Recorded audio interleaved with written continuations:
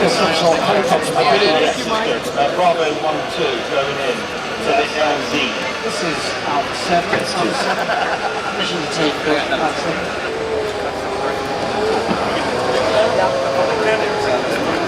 perfect. Everybody, they park that stupid car there, right away. And he didn't put a car right in the way of the stage. That's being bad. Who put the pirates? Fine, you can sit on it, you can jump on it, somebody can sit on the roof. Don't worry about it. Chip put that there. Don't worry, trust me, he could knock the dent out of the car. I've seen him do it. He's going to have to. Fair enough. Of you? Okay. Alright. So now we all look like helicopter pilots. That's right. Except for Aaron. Aaron. He's the navigator. Alright, everybody.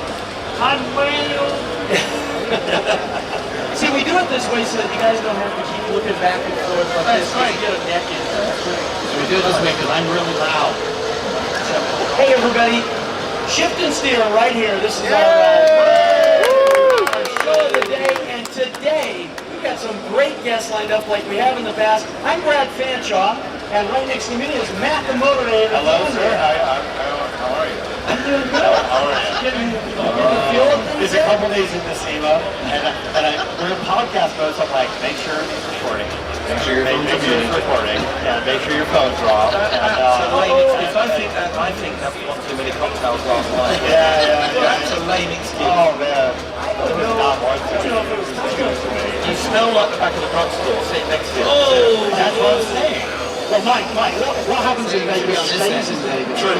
And Mike, that's why we put him over right here. So. Yeah, exactly. Hey, but, you know, I brought up some recording. We're supposed to be recording this. We're 4 days in. We're supposed to be recording these. By the way, Aaron's here. I was getting to that. So, that's okay, I'm always... And right over here to my right is okay. Double A-Ron, Aaron Hagar. Those that live in the shadow for twice as bright.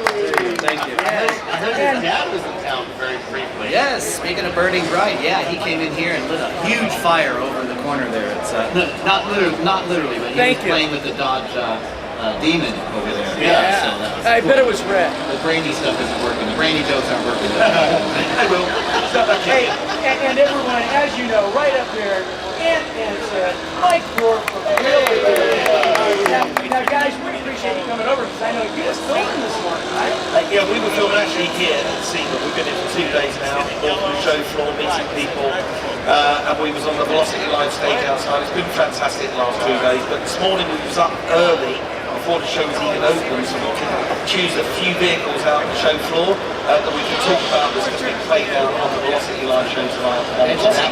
Yeah, well, the truth is that Mike actually never went to bed. No, I just... the guy now. My name is Brewer, okay? It's my God-given right to be in a bar. So we got up early, we did a couple of really cool cars, and you're absolutely right, Brad. You walk 10 feet in any direction, you're going to knock into an amazing car, so it's really easy to choose about. Yeah, it's been fantastic. Like I was saying the other day, it's like being a really wonderful fish and everything in here is shiny.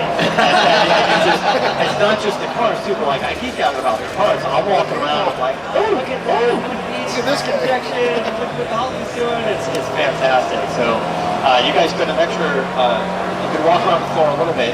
Have you seen a car yet that really stands out? Or is it giving you some ideas for But it's funny you say that, because that was what we were sent out to do this morning by Velocity, is go and have a quick look around the whole and grab the one car that really does stand out. Yeah. What was yours? Well, in fact, I think yours is sort of plays contrast with anything I've got to Yes, say. because I've got better taste than you. Yeah, it was a very good car. I mean, look, as you say, you can walk anywhere and just run into a resto model, rat rod, a hot rod, and you pick up a car, or anything.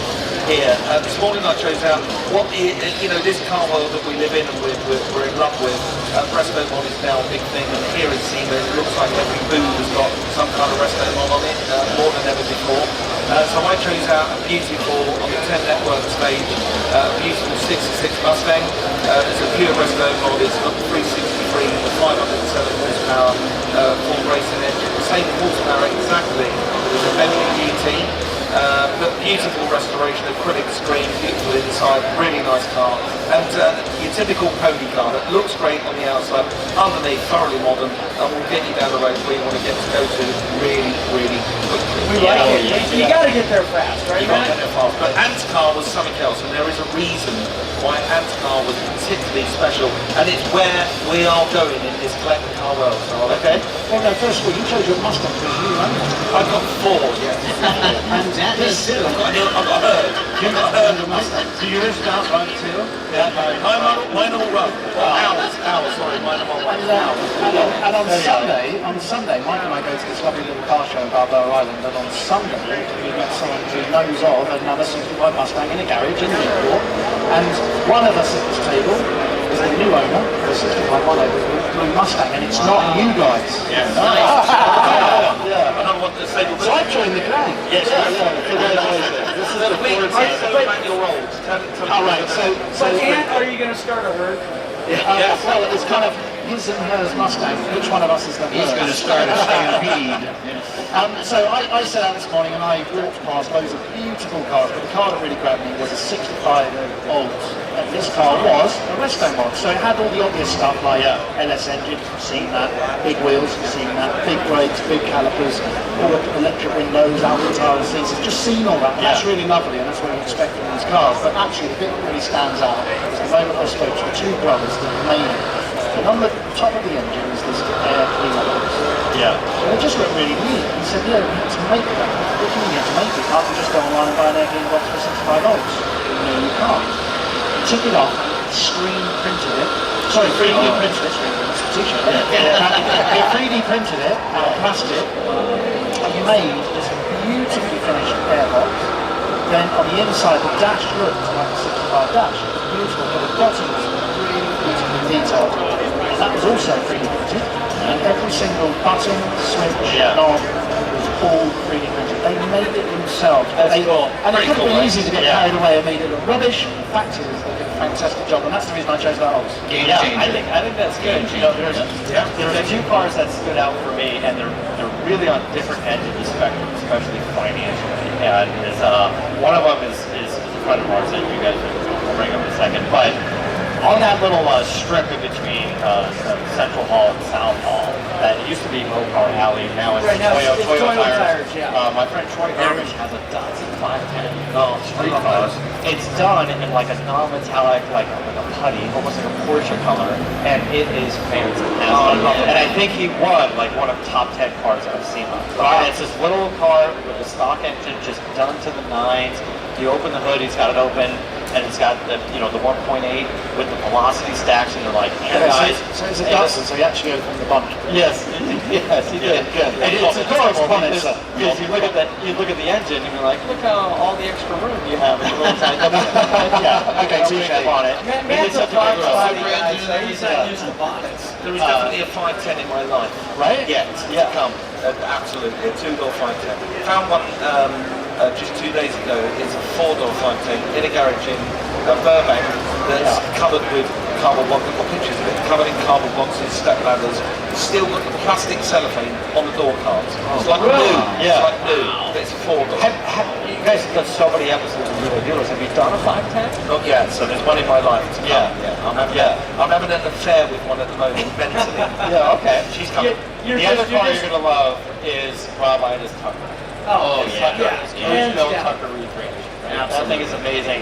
And I was having a conversation earlier today about how we see all these cast metal pieces, and then we went into billet pieces that were all polished, and then the billet pieces became flat powder coated and texture powder coated, and now we're making billet pieces and creating a texture so it looks cast again.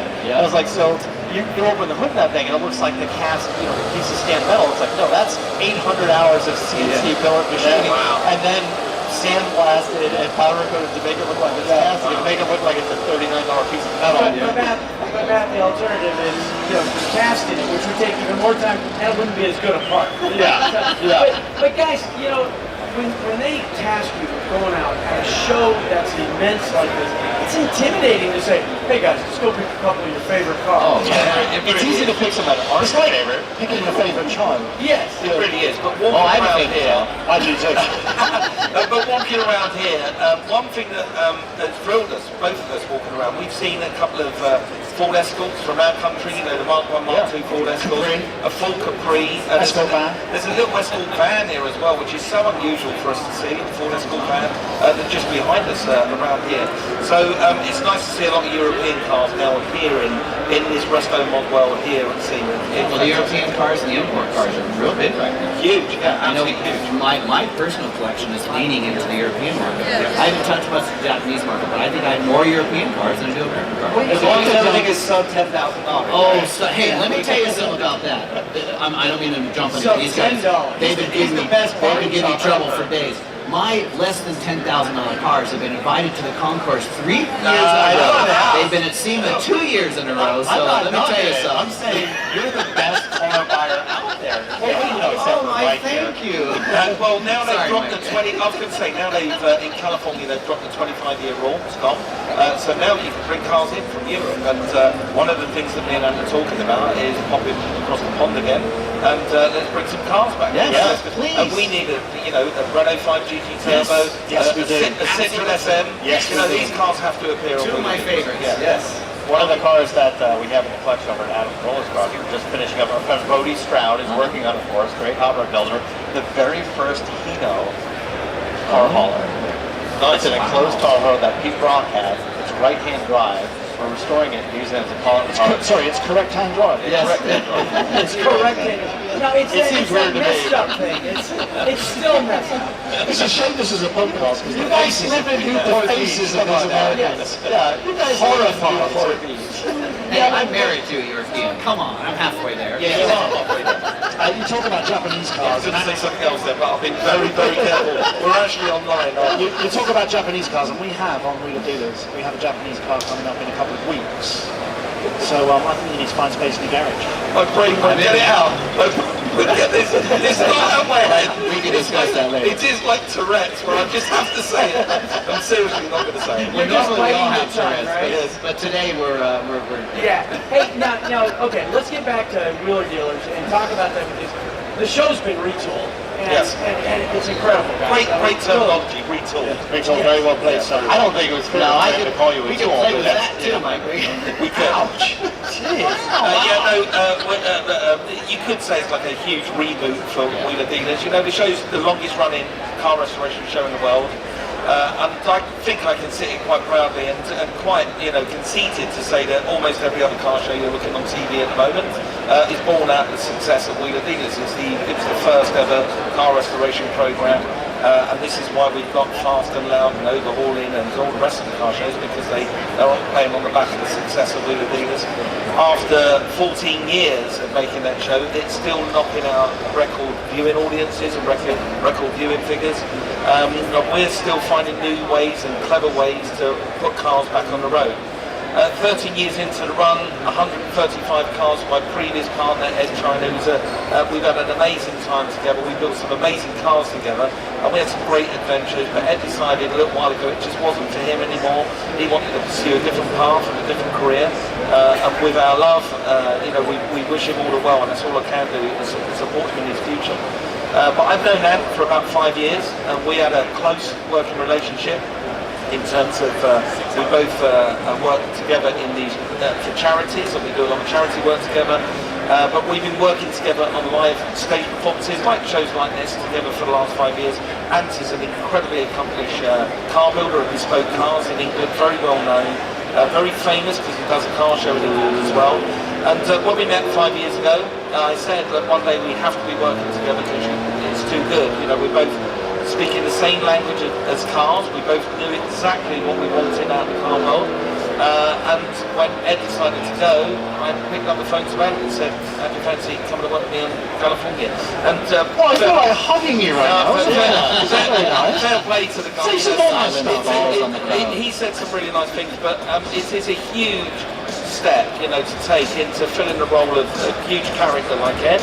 And it's a huge step to take, but both me and Anne thought if we just stay true to the integrity of the programme and the cars, we have got a formula for success in terms of educating people about what we're doing. And we've always said that we aren't the stars of Wheeler Dealers. We're not stars at all. You know me, I'm anything but a star. The cars are the stars of the show, and if we keep thinking about that, we'll win. And we're winning, we're knocking it. You know, you guys are fantastic. Congratulations on 14 years, and you're wrong. You guys are the stars, and this is why we tune in. We love the cars, but you guys make it so much fun. Well, that's very sweet. Hey, don't argue with me. Shut up, Brad. Come on, do the show here. Don't argue. I think you know the integrity of the show too, because I get excited. As a car builder, as a car guy, I promise you, I haven't seen an episode in all this time, including contemporary, that I haven't gone to Craigslist or gone to bring a trailer and started looking up what you guys are messing with. I swear, I drive my wife crazy. She's going, oh, she'll come out of the shower, I'm watching, catching up, you know, she's like, oh, here we go, day's over. Tell us more about the shower scene. No, really, I've got two cameras. One from... So big, Right there. She's right there. By the way, Aaron's totally so retro. you're a rock star. hey, Aaron, it's a podcast. This is a family show. Back to Brad. Yes. Hey guys, no. Man, big change, okay? Coming over from England, and you had to move to Southern California. Was that really tough? Yes, an absolute stitch up, and I've been crying for salvage to be rescued ever since. No, the truth is, it's a monumental move for myself. That's had a big impact on me and my family. And I had an established life in England, and as Mike said, I did lots of shows in England. I did shows for Channel 4, for BBC, and I had a car business, I still do. And that's where my roots are, that's where my home is, that's where my family is. And the moment Mike asked, and actually I spoke to Ed about it as well, the moment that we spoke about the change and taking over, I jumped with both feet and I haven't really looked back. I think it's one of the most exciting few months of my life so far, and long may it continue, because I've enjoyed working on the show every minute. I enjoy working with Mike. We have a genuine chemistry, we're both genuine car people, and we were filming only the other day and I had tears rolling down my cheeks because I was laughing so much. And we just had a moment, didn't we, at the end of the film, when we looked at each other and said, God, we're getting paid. Somebody's paying us to do this. Yes. Don't say that, because the executive in charge of production is Sorry. right on us. We should be paid more, so Somebody we're has not to do paying this. enough, Yes. right? Yeah. So, do you know what? I'm incredibly lucky. I'm incredibly lucky to do something I'm really passionate about, something I really love, and I'm forever learning. And I've learned so much in the last 6 months. And Mike's true. The show is absolutely the stars. It's about the cars. And what Wheeler Dealers had is it had this kind of unique DNA, this recipe that made it could be on TV for 14 years. And the biggest thing for us is that it still felt like Wheeler Dealers. And I believe, and I've been watching and working on the last few months, and I believe it is still a Wheeler Dealers show, but now with a twist. Yeah. So what car would you like to see now being the new car in the show for something that Great question. Mike hasn't done yet? It's a great question. Like, if you have any say, or is Mike will get all the cars? Oh gosh, no, I have no say. No, I have no chance. I mean, I have a chance. Okay, so the problem with Wheeler Dealers is this. 100, yeah, these are the problems, Mike. Let's work this out. Right? Shift and steer brings out all the information. Okay, it's a pen and paper out. You're going to need a few pages. We'll send you cards on show. Now this is the problem. 135 cars, a lot of cars, right? Yeah. So, do you revisit cars that have been done before? Yeah, we've done 3 Minis, we've done 2 or 3 Porsche. All right, that answers the question then. Good. Because And the values have changed over 13 Yeah, of course. years. And sometimes cars come round now to second or even third restoration. So, for me, I'm a big brick fan. So, for me, cars that stand out have an impact. Series 1 Land Rover. Oh yeah. I would love to do another Series 1 Land Rover. I did one on another show. Did you ever really fix one of those?